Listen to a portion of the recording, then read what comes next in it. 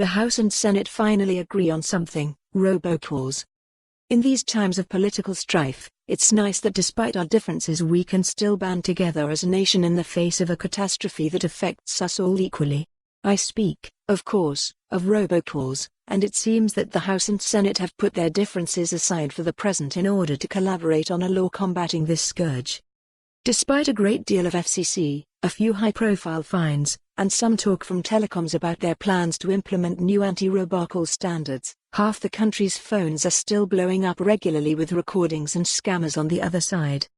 If regulators find it difficult to act, ultimately what's needed is legislation, and lawmakers, who no doubt are receiving the calls themselves, which might have given the task a special urgency. FCC passes measure urging carriers to block robocalls by default. As often happens in Congress, two competing versions of the bill emerged to address this issue, and both passed in their respective chambers earlier this year. Now the leaders of the committees involved have announced an agreement in principle that will hopefully allow them to pass a unified version of the bill. The Pallone-Thune Traced Act owes its name to its primary sponsors, Rep.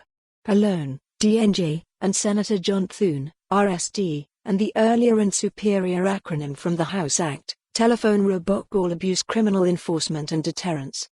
Our agreement will require telephone carriers to verify calls and allow robocalls to be blocked in a consistent and transparent way, all at no extra charge to consumers.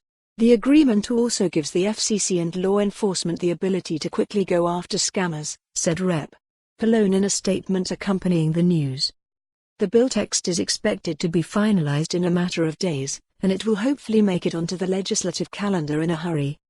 Meanwhile, the FCC has been waiting patiently for telecoms to implement shake-and-stir, an anti-spoofing measure they can implement on their networks, repeatedly warning that it will eventually take action if they don't. A resolution in June made clear that robocalls from outside the country are legal to block, but didn't say anything about potential fees.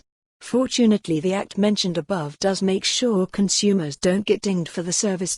For more on this story, visit the news article link.